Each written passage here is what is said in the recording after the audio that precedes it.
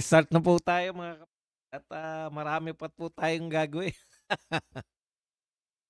Magandang araw sa atin lahat mga kababayan, saan man mapanig kayo ng daigdig. Naroon dito na naman tayo sa another episode ng ating vlogs, Badong Aratilis po.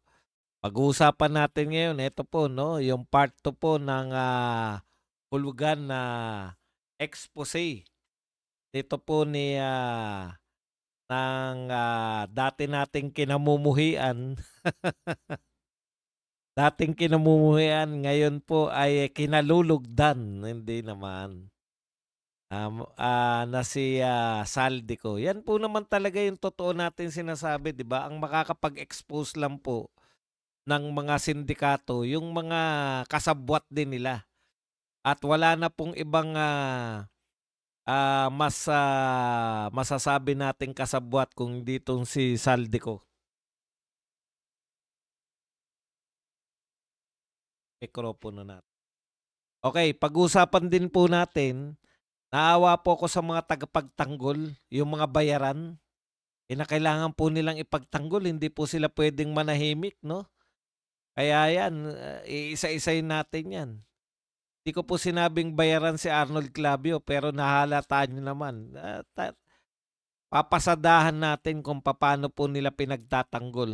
Hindi natin sinasabi na at isa pa pong nakakaawa, itong mga dilawan at mga makakaliwa, no? Na-expose po sila sa tao na hindi naman talaga sila tunay na anti-corruption. Tandaan nyo po, lahat po ng expose tungkol po sa corruption, lalong-lalo na dito po sa flood control o flood control pa lang po tayo hanggang sa kasalukuyan, no? Ay panay mga katropa pips, no? Yung sindikato ng gobyerno, panay mga katropa nito ni BBM, di ba? Ayan po, BBM, Martin, Saldico, Amina Pangandaman, yan sila Bonoan at iba pang mga engineers at yung mga contractors. Lahat po yan, magkakasabwat po yan para nakawan po ang Pilipinas. No? Ngayon, mahirap po to kasi wala pong nababanggit na Duterte, 'di ba? Pero sa ayaw nila at sa gusto ang makikinabang nito. Ito ang dilema ng mga dilawan, kakamping at makakaliwa eh. Ayaw dahil ang Duterte lamang yung tunay na nag-oppose o tunay po na oposisyon dito sa Marcos government. Naturalmente, pagka ang Marcos government ay pumantot, no? Nawala yung amor ng tao. Natural yung tunay na nakikita ng tao na siyang kontra BBM. Yun po yung makikinabang nung galit ng tao diyan, no? Kasi dalawa lang naman yan eh. Kakampi mo si Marcos o hindi. Paano yung mga alanganin? Paano po tong mga nagkukunwaring oposisyon na mga dilawan, kakamping at mga makakaliwa? Doon po sila nalulusaw sa tingin ng taong bayan. Komplikado masyado yung ano nila eh, komplikado masyado yung kanilang pinararating sa taong bayan, no? Sinasabi nila na sila ay anti-corruption at ang lahat po ng nagsasabing corrupt ay mga kakampi lahat ni Marcos, pero pilit po nilang idinadamay yung mga Duterte na wala naman po kahit isang nagbanggit, no? Wala po ni isang nagbabanggit ng pangalang Duterte. Kaya nakikita po ng tao na hindi naman talaga kung bagkus, hindi naman talaga sila pala mga anti-corruption, kundi anti-Duterte lang sila at pro magnanakaw pa nga tong mga to, no? Kasi hindi nila makundin eh. Hanggang ngayon po, nilantad na ni Saldico, hindi pa rin po sila. Mababagal sila mag-isip eh. Kung ako sa Dilawan at saka sa putya, babanat na ako, no? Anti-corruption pala kayo, nilalantad na kung sino yung mga mastermind ng corruption, tapos kayo, Duterte pa rin. Kawawa talaga kayo. Ngayon, hindi niyo po pupuwedeng sabihin sa tao 'yan, eh, 'no? Ang tao po simple lang, alam na po ng mga tao noon pa, tamang hinala na yung mga Pilipino. Kilala na nila yung mastermind, ang kinakailangan lang nila kumpirmasyon. Kumpirmasyon mula kanino? Kumpirmasyon po mula po sa mga kasabwat, mula po sa kasama sa sindikato. Oh, si Saldico ang tingin ko third in command 'to. Pangatlo sa pinakamataas sa sindikato 'tong Saldico na 'to. Hindi ko po 'yan sinasabi na hindi magnanakaw, magnanakaw po 'yan. Pero alam niyo yung magnanakaw na katabi ni Hesukristo nung pinako sila? O 'yan po ang mapag-uusapan natin, pero bago 'yan, pindot na, okey. Isa-isahin po natin. Ano po yung sinabi ni Saldico sa kanyang part 2? Ang sinabi ni Saldico, pinatotohanan niya. Ang sinabi po ni Saldico, tinukoy na po, 'di ba? 100 million. Ang sinasabi na insertion. Ngayon, kung may 100 ay billion pala, billion. 100 billion na insertion. Magkano ang binigay kay BBM? Ito po ayon kay Saldico 'to, ha. Ang binigay nila kay BBM ay 25%. So 25 billion. Putya, ang laking pera nun. Yung pong 35 maleta, no? 1 billion mahigit. So ilang balik yan? Yan 25 billion na yan. Yan yung sinasabi ni Lacson dati. Eto si Lacson nakakatawa kasi lagi niya pong pinagtatanggol si BBM, pero sinasabi niya, hindi ko pinagtatanggol yung presidente, pero binabanatan niya si Saldico. Okay. Yung munang mga sinabi ni Saldico, ang diniliver nila na pera po na nakalagay sa maleta, diniliver nilang pera, 25%, 25 billion. Yan po ang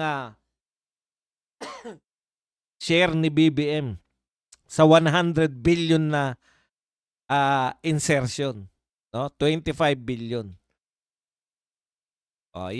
Yan muna, no? Tapos sinabi niya rin, tama si Gutesa. So, ang sinasabi ni Lacson nung una, eto sinasabi nila, si Gutesa lang yung nagsasalita tungkol kay Martin. Martin lang, 'di ba? Ngayon, hindi na si Gutesa na lang. Eto na si Saldico mismo, yung involved mismo, yung isa sa mga pinagpapasahan. Ang hindi ko lang gusto sa ginagawa ni Saldico, nililigtas niya sarili niya. Hindi mo pwedeng iligtas ang sarili mo dahil putya, hindi kami maniniwala sa iyo na wala ka diyan. May aso ba na kinagat yung ulam na hindi nalawayan? Pag ang aso kumagat sa ulam, nalawayan niya yung ulam na yun. Okay. So, ibig sabihin mga kapatid, may nagko-corroborate na dito kay Gutesa. Yung usapin ni, alam mo, ito si Ping Lacson, nagbibigay ng mga palaisipan para pagdudahan si Gutesa. Sinasabi, kung magdi-deliver lang ng pera, bakit Tremoa pa? Mahal yun, 100,000. Ito po yung kasagutan. Kasi nga 25 billion yung diniliver kay BBM. Kung mumurahin pong maleta yan, isang gamitan lang yan, sira na. Mas obvious kung bibili ka lagi ng maleta, di ba? So kung isang deliver nila Gutesa ay mga around 1 billion mahigit, so at least 25 billion na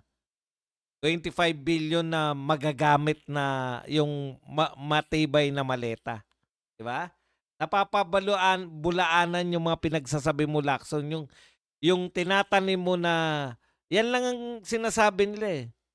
Hindi nila kayang sagutin, tataniman lang nila ng duda.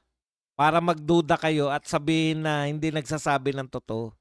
Di naman nila masabing hindi nagsasabi ng totoo. Oh. Kaya yan po, tapos may part 3 pa at may part 4. Yun yung pinaka, no? Nagde-deliver, ang dineliver kay BBM ay 25 billion. 25 billion. Ang nag-deliver, yung mga tauhan ni Saldico. Kasama na ron si Gutesa. Kaya ang linaw ng sinabi, tama ang sinabi ni Gutesa. So yung pinanumpaan, kaya nga iniisip ko, hindi kaya may basbas ni Saldico yung paglabas ni Gutesa? Eto, tamang hinala na lang ako dun. No? Kasi, di ba? O, yung sinasabi nila na hindi pinatawag ni Lacson, di kasi pinatawag ni Lacson eh. Yung tinutukoy ni Gutesa ng mga pangalan na kasama niya, yung pinakatao, yung kanang kamay ni Saldi pagdating sa mga pagde-deliver at pagtanggap ng pera. Yan yung question sa iyo, Lacson. Eh. Bakit hindi mo inimbitahan yung mga tao na yan? Eh? Ah. Yan yung laman. Pakibanggit lang po, baka may nakalimutan pa ako doon sa laman ni Saldi ko. Ngayon, aatakehin natin, sasagutin po natin yung script nila. O, may mga script na pong pinapaliwanag eh. Yung script na ang pinakabanban na pagtatanggol yung kay Vince Dizon eh. 'Di ba? Sabi ni Vince Dizon, kanin na natin 'yan. Sa kaninang kagabi na aking vlogs, pero ulitin ko lang. Pinakabanban na paliwanag yung kay Vince Dizon. Sabi ni Vince Dizon, hindi po pwedeng kasangkot ang Pangulo dahil siya nga yung nag-expose, di ba? Nasagot na natin yan. Ang sagot lang natin dyan, simple lang. Pag umutot, kadalasan yung umutot, siya yung unang nagre-reklamo. Ang baho naman, sino yung umutot?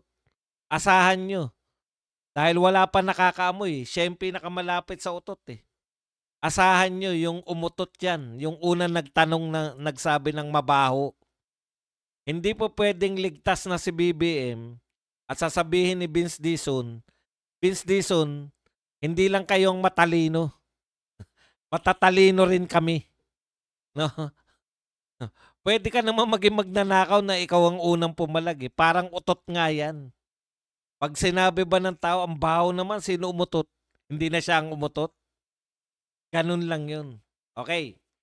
Ngayon po, yung mga bago po nila.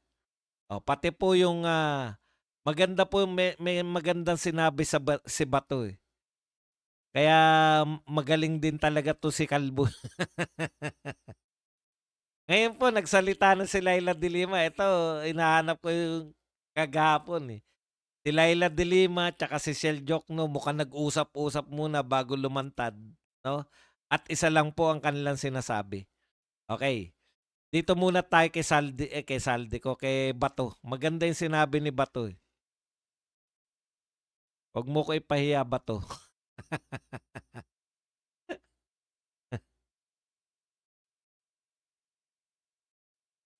Hindi ko makita eh. Okay, ito po ang sinabi ni Bato. Tahimik ang Pinklawans at komunista sa expose ni Saldico. Strategize muna sila.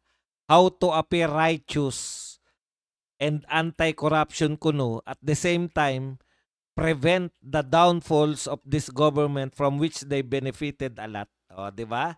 Kaya sila tahimik ay dahil nag-strategize pa sila. Paano sila magsasalita kay Saldico? Paano nila ano yung magiging reaction nila? Nalalabas na sila ay anti-corruption pa rin. Pero Senator Bato, nagsalita na si Laila de Lima at nagsalita na si Shell Jokno. Yung dalawa sa pinaka yung mga mukha, ngayon ng mga dilawan at kakamping, no? At sad to say, pambanban yung kanilang sinabi.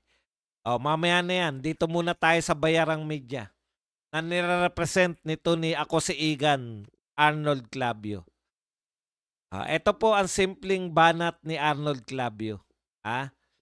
Hindi niya po sinasabi na walang kasalanan si Martin Romualdez, walang kasalanan si BBM. Pero ipinantatakot niya sa tao yung presidency ni Sara Duterte, 'di ba?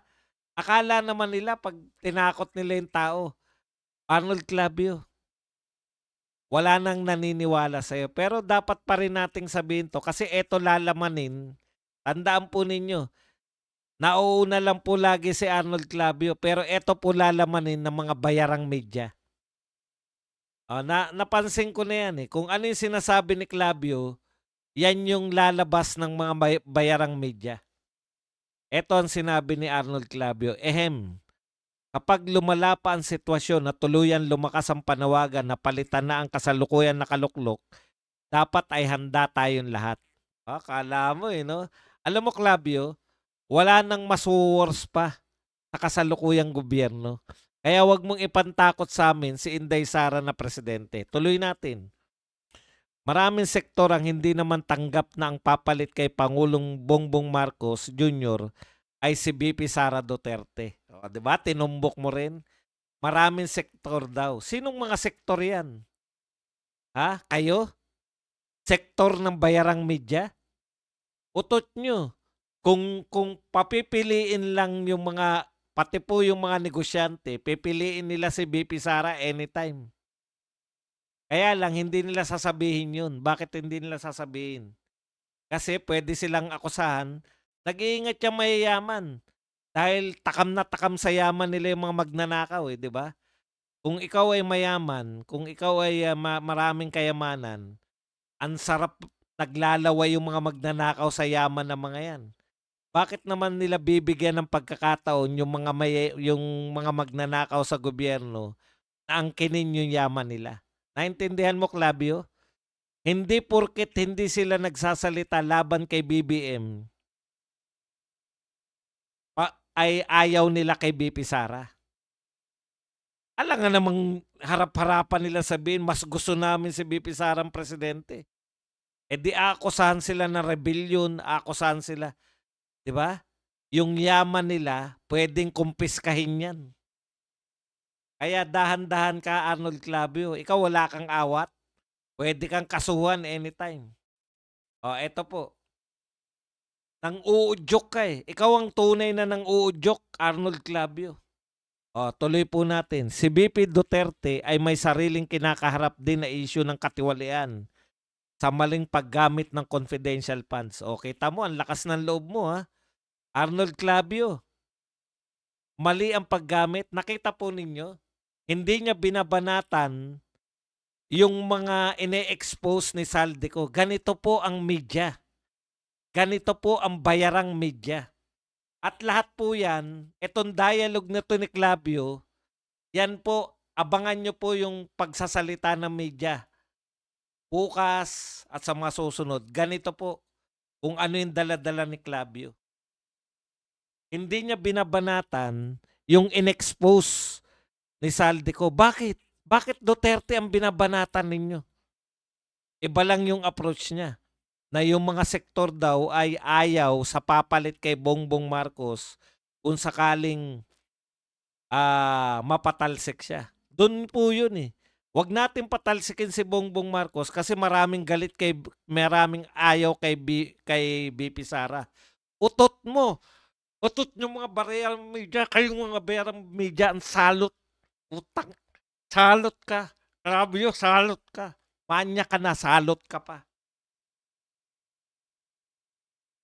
Ini-expose na yung pagnanakaw, babanatan nyo pa si BP Sara. Mga hayop kayong mga bayarang media kayo. Oo, bayarang kampukin ng halot ka.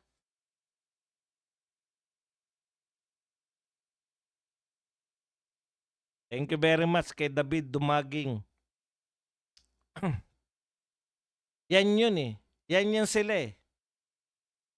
Noon, at least noon, nung nakita po ng tao na magnanakaw, nung panahon nitong tatay nito, etong mga media talaga nating mga bayaran, kita mo, lantad na 100 billion, wala kang sinabi. Hindi ka nagalit sa 100 billion sa Clavio?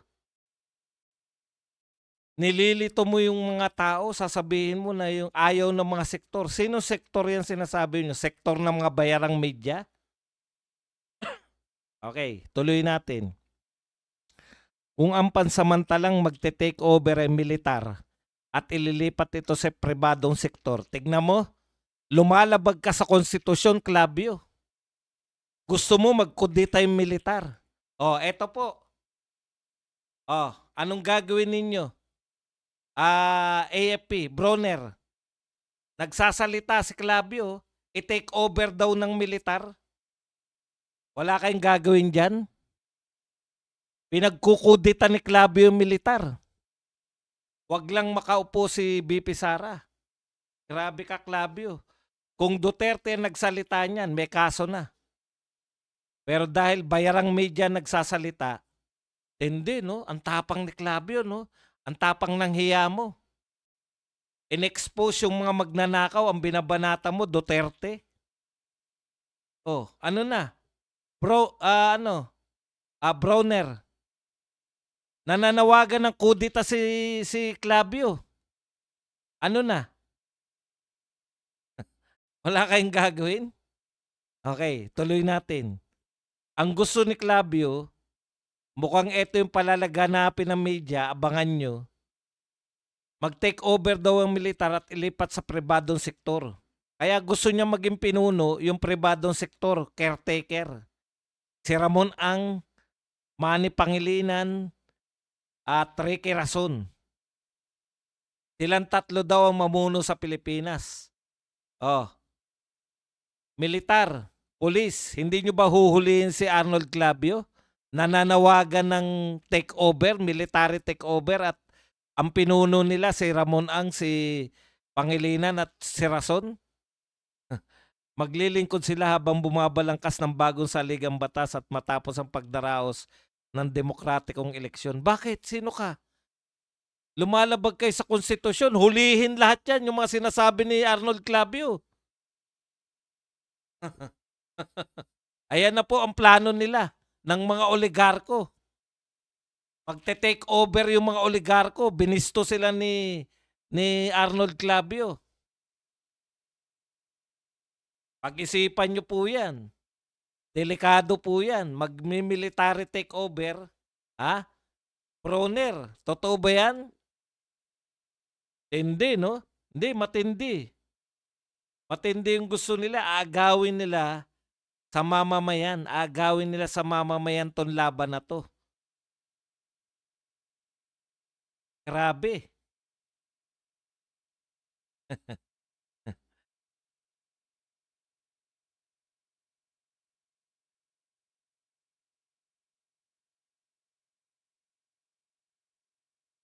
Yan po ang balak niyan nila. Clavio, dapat to, hulihin na to.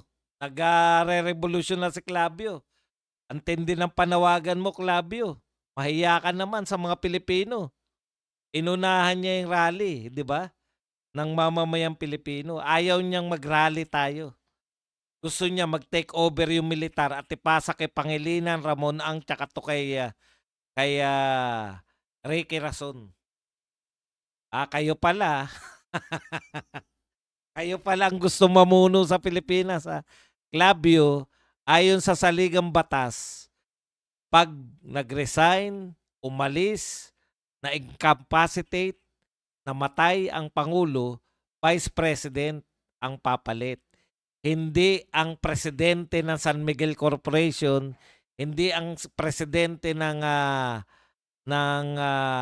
hindi ko alam kung anong First Pacific, at hindi ang presidente ng ICTS. Kung hindi, Vice President ng Pilipinas.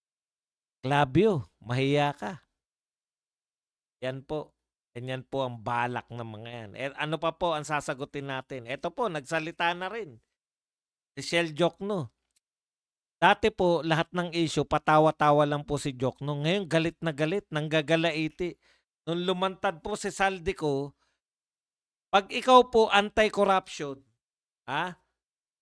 ito lang po masasabi ko sa inyo. Pag kayo po ay anti-corruption at lumantad si Saldico, at binulgar niya kung sino mga mastermind, yung mga kasama sa sindikato, 'di ba matutuwa kayo?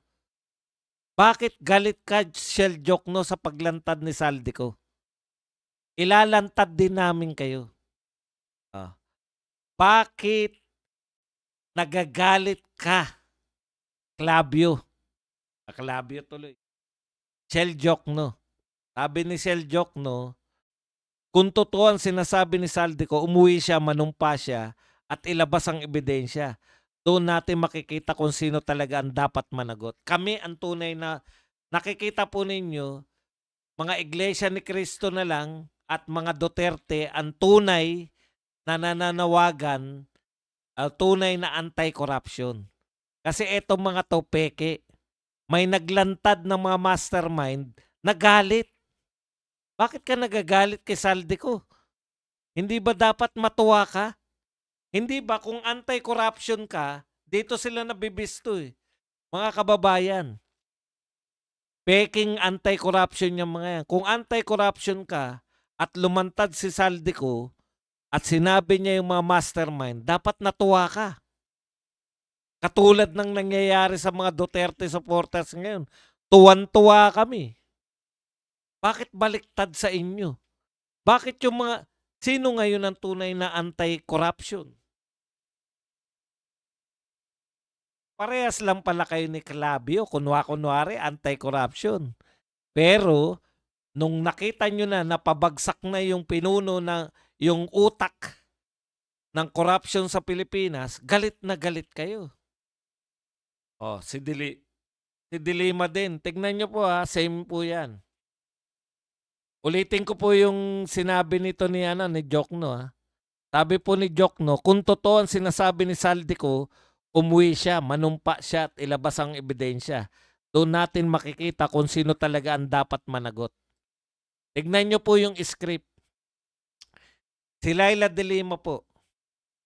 Sabi ni Laila de Lima, we urge former Representative Saldico to return to the country and fully cooperate with the ongoing investigation into the anomalous flood control and other infrastructure projects. He should take an oath and tell the whole truth before the proper forum. Pareho, di ba? Uy ka, dito ka, ano kaya naman ang sinasabi ng ombudsman? Baka iba naman yung sinasabi ng ombudsman. Ito po ang sinasabi ng ombudsman. Sa bawat seryosong investigasyon, may tamang daloy ang mga testigo ay lumalapit, nagsusumiti ng salaysay at dumadaan sa masusing verifikasyon. Mabagal man ito, minsan ito ang tanging paraan para masiguro ang hustisya at matibay at hindi haka-haka. Pero pinili ni Saldico na umiwas sa prosesong ito. Sa halip, magsasalaysay sa tanggapan, inilalabas niya ang kanyang kwento sa mga video at social media. Dahil dito, kailangan naming huminto at suriin ang bawat sinabi dahil lahat ng testigo, walang espesyal, ay dumadaan sa parehong pagsusuri. Ginoong ko, umuwi kayo, isumiti ang iyong salaysay, ipaverify ang iyong pahayag. Sumailalim sa parehong proseso na pinagdaanan ng lahat. Kung tunay na layunin niyo ang hustisya, dito yun magsisimula. Hindi sa ingay, kundi sa tamang proseso. Ano sabi ng ombudsman? Umuwi ka. Sabi ni Laila de Lima, umuwi ka. Sabi ni Shell Jokno, umuwi ka. Di ba? Iisa lang po, di ba? Pero hindi nila sinabi kagabi yan. Hindi immediate reaction yan. Hindi nila yan sinabi nung naglabas si Bakit? Nag-usap-usap muna sila. Usap muna anong gagawin natin. Si Martin Romualdez ba ganun din? Tignan nga natin kay Martin. I do not wish to comment on recent statements and allegations made by former Representative Saldico because these were not made under oath and do not hold water in the court of law. So wala naman daw silbi yung sinabi niya. Kinakailangan niya na manumpa, again, no? Manumpa at hindi niya pinauwi. Dapat daw under oath. Sagutin natin ng konti. Alam po ninyo, halatang-halata yung pinagtatanggol nyo. Nabisto na kayo. Si Boying, hindi naman nagtatago yan eh. Yan ang gusto ko kay Boying. Walang tago-tago. 'Di ba? Etong mga mapagkunwari na dilawan, ah, etong mapagkunwaring mga dilawan, yan yung mga may tinatago. Pero bakit pareho yung script nyo kay Boying na pinauuwi ninyo, no? Bakit hindi kayo natutuwang katulad namin?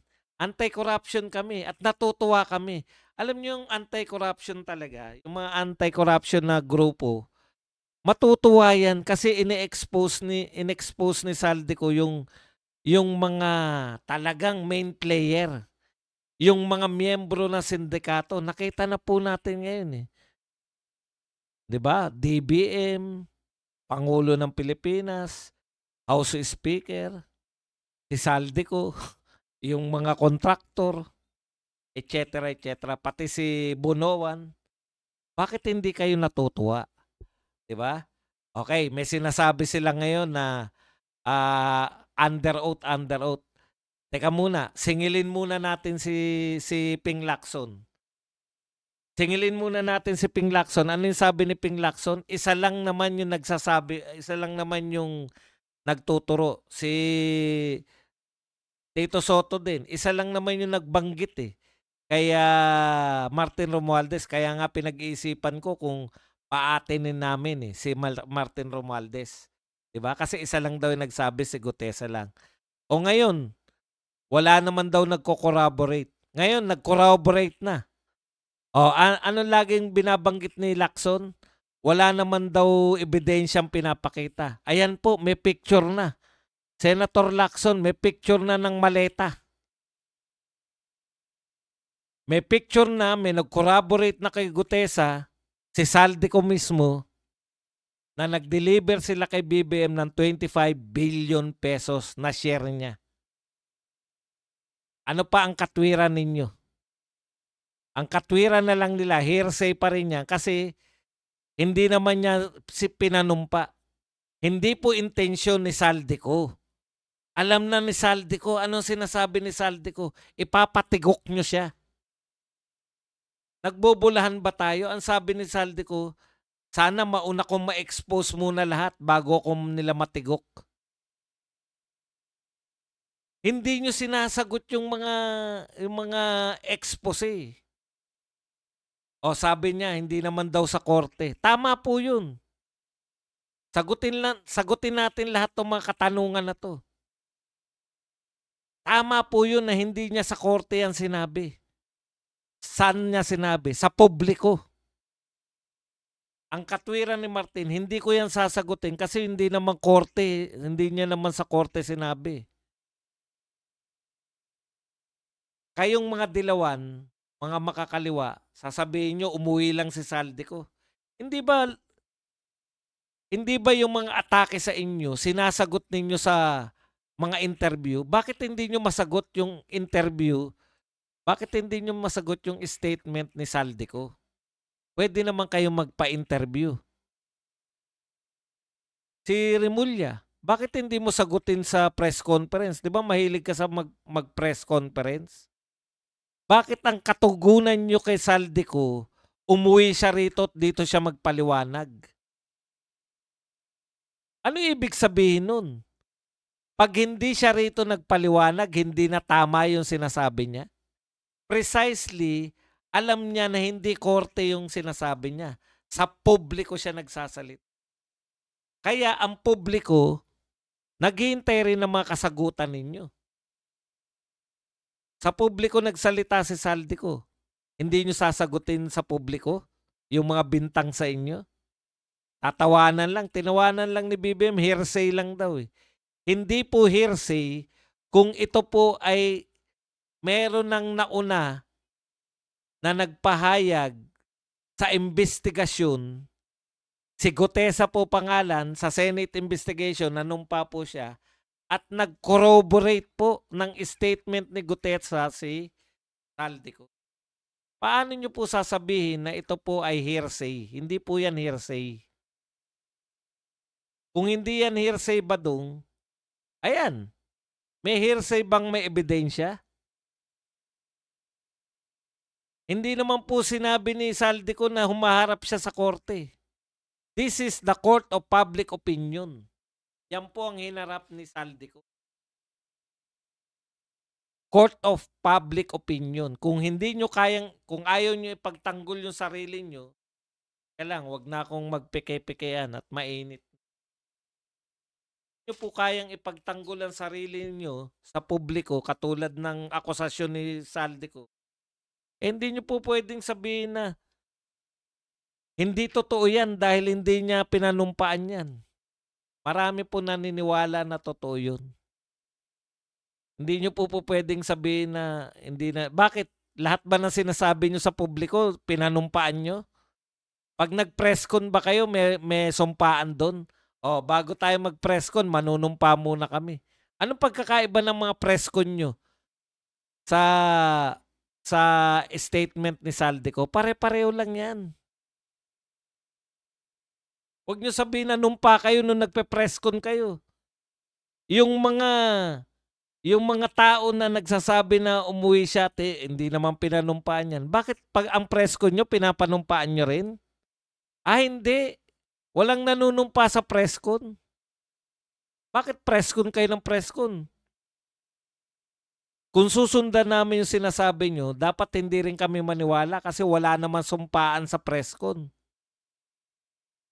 O, sasagutin ko na lang, kahit nasagot ko na to.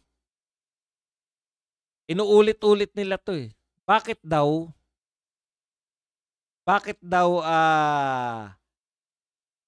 sa BICAM pa mag-i-insert?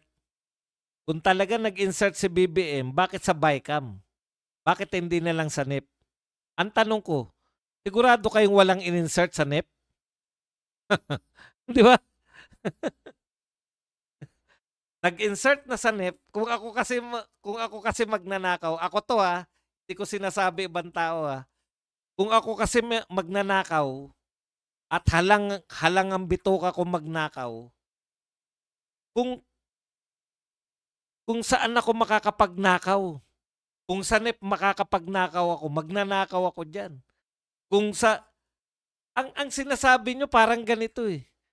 Ay hindi siya pwedeng maging magnanakaw kasi bakit sa BICAM siya magpapa-insert? Sigurado ba kayo sa BICAM lang may insertion? Manood kayo ng mga Senate hearing. Sinasabi nga ron na may anomalya rin sa NEP eh. Diba ang sinasabi ng mga testigo, particular nakalimutan ko na. Isa sa mga kontraktor o isa sa mga, pag lumabas na raw yung sa NEP kahit wala pang pera, nag-a-advance na yung mga kontraktor. Oh, nag-a-advance na. Halimbawa, inalok yung kontraktor o eto insertion ko dyan sa NEP. Hindi pala insertion ng tawag o eto, ako naglagay niya sa NEP, proponent ako niyan sa NEP. Ang ibig nyo sabihin, isang beses lang pwedeng magnakaw ang magnanakaw. Mamimili lang siya. BICAM lang or NEP. Hindi ba pwedeng nakawan ko yung BICAM, nakawan ko rin yung NEP? Nakawan ko pa kung anong tawag dyan. Magnanakaw nga eh. Kaya yung mga sinasabi ninyong ganyan, hindi po obra sa mga matatalinong tao yan. Pambugok lang nakatwiran yan eh. Kung magnanakaw si BBM, bakit hindi siya sa NEP? Bakit sa BICAM? Sino may sabing wala rin siya sa NEP? Sino may sabi sa BICAM lang? Kung ako ang magnanakaw, nanakawan ko yung NEP, nanakawan ko yung BICAM at lahat ng tawag ninyo, ano pang pwede na nakawin dyan? Huwag niyong sabihin, dapat dun sa NEP. Kaya nga, nasan si Bunuan ngayon? Wala na rin si Bunuan. Diba? Hindi ubre yung mga ganyan nyo. Hindi po pwede yan. Kasi nalilito rin eh. Yung ibang mga vlogger na Duterte, medyo nalilito rin eh. Sinasabi nila. Kasi sa NEP kasi, maraming bumubusisi. Hindi po. May nakawan din sa NEP. Pasok lahat yan. Kaya itong binubulgar ni Saldi, yung sa BICAM, na nakawan sa BICAM, kasi doon siya involved. Yung nakawan sa NEP, hindi siya involved doon. Paano mo ipagtatapat yung hindi ka involved? Yun ang hearsay. Dito kaya hindi to hearsay yung sinasabi ni hindi niyo pwedeng sabihing hearsay. Ang hearsay po kasi wala ka naman dun, hindi ka involved. Narinig mo lang kaya nga hearsay, 'di ba? Hear, narinig mo tapos sinabi mo yung narinig mo. Hearsay. Oh. Pero kung involved ka, lahat nagtuturo na ang pangunahing taga-insert sa BICAM ay si Saldico, may karapatan siya magsabi na ito pina-insert ni ganun, ito. Hindi po. Maniwala kayo sa akin. Ibig sabihin, sa BICAM lang ako magnanakaw pero sa iba, putya kung ako makinig ka, Jimmy Catalunya, pakinggan mo lang ako, one time lang, makinig ka lang sa akin. Huwag mong pakinggan yung iba, dito lang. One time lang akong manghingi sa'yo na makinig ka. Kung ako magnanakaw, hindi ko sinabing presidente ko, kung ako magnanakaw, may chance akong nakawan yan.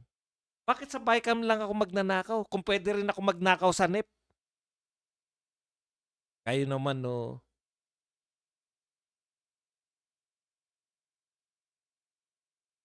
Yung 100 billion insertion sa BICAM, iba pa po yung NEP.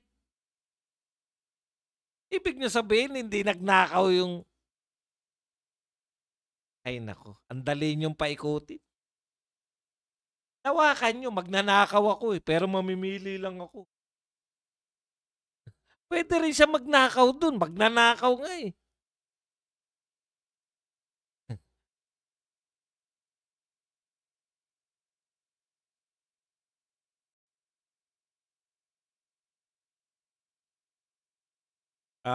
teka, tignan natin. Ito mga nakakaawang mga hindi media. Yung mga vlogger lang. Yung mga... Hindi po sila vlogger na Ito po tatapatin ko po kayo. Ito mga bayaran to. Bakit ko nasabing bayaran? Hindi ka nagbablog ng video. Tapos araw-araw ka halos yung ang vlog nila, yung post-post lang Wala naman pong kita dyan sa post-post. Maniwala kayo sa akin, pag hindi ka nagbe-video na vlogger at halos full-time ka, araw-araw mayat maya ka may pinopost. Tapos wala ka ibang pinagkikitaan kundi yung pagpo-post mo lang. Putya, talagang bayaran ng tawag sa'yo. 'Di ba?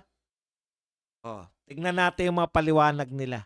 May iba rin paliwanag tong grupo na to. Ito si Contreras, Professor Antonio Contreras. Ang hinahanap nila, sino ang kumokontrol kay Saldico? Sabihin mo na. Alam mo, Contreras, nagpaparinig ka pa Sino daw ang kumokontrol kay Saldico? Sabihin mo na Duterte ang kumokontrol para pagtawanan ka namin. Hindi niya masabi na Duterte, pero pinahiwatig nila na Duterte. 'Di ba? Sino ang kumokontrol kay Saldico? Utot mo. Duterte, galit na galit nga si Inday kay Saldico. Kaya kami natutuwa ngayon, no? Para sa kaunawaan ninyo, para hindi kayo magmukhang tanga.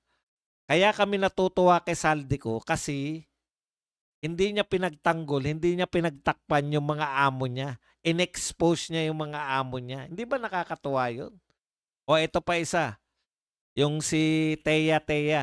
Nasa na yung Teya na yun? Mukhang tinanggal niya na yung post niya. Ang sinasabi rin ito na saan na ba yun? Yung kay Teya.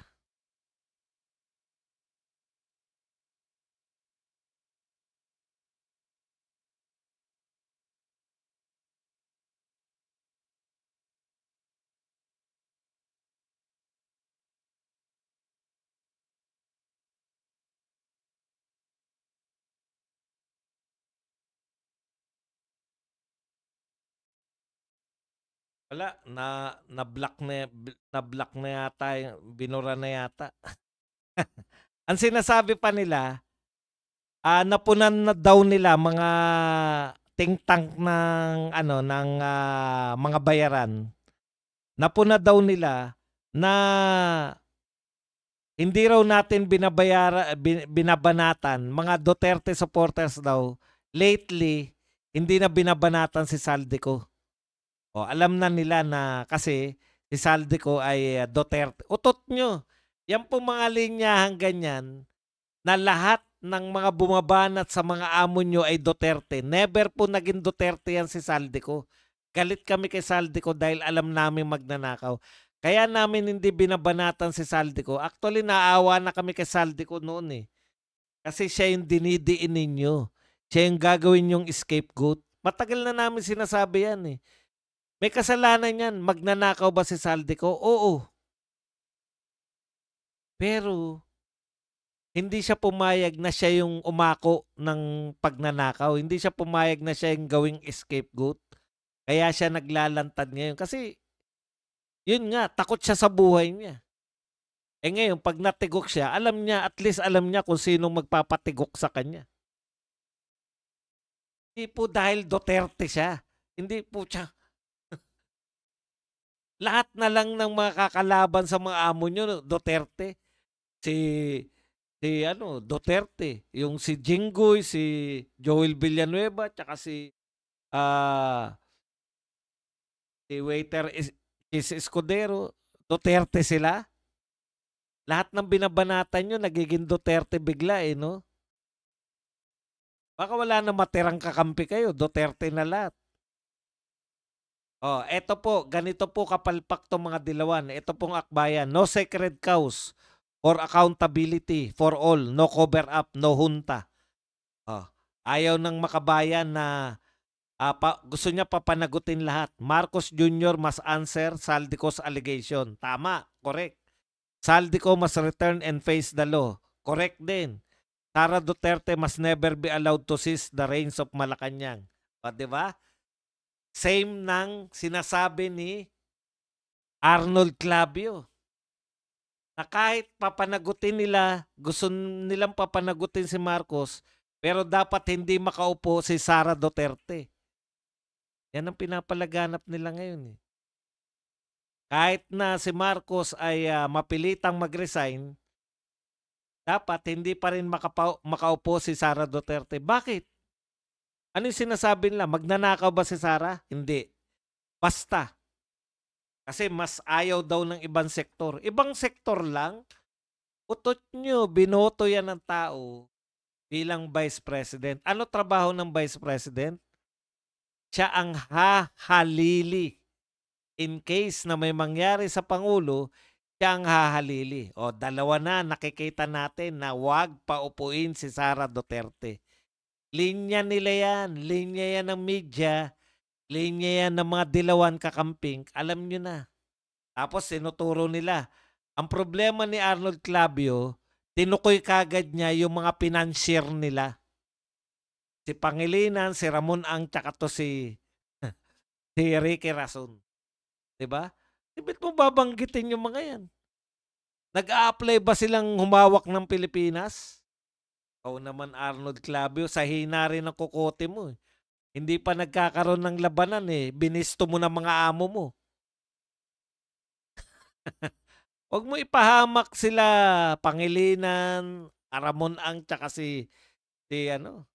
O dalawa lang yung ginagawa ni Arnold Clavio eh. Para magalit tayo kala Ramon Ang, tsaka kala Pangilinan, di ba? Utot mo, Clavio, sa'yo kami galit dahil bayaran ka. Pwede nyo bang pigilin? Nasa konstitusyon, ang hahalili, Vice President, hindi si Ramon Ang. Kahit gaano kayaman si Ramon Ang, hindi siya pwede.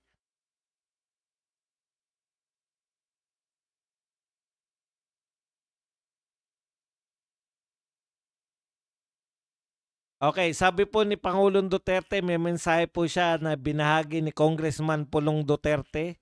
Isang mahalagang mensahe mula kay dating Pangulong Duterte para sa Philippine Military at Philippine National Police. Save the Republic of the Philippines, maawa kayo sa bayan natin. Sana po tumagos sa inyo. Ito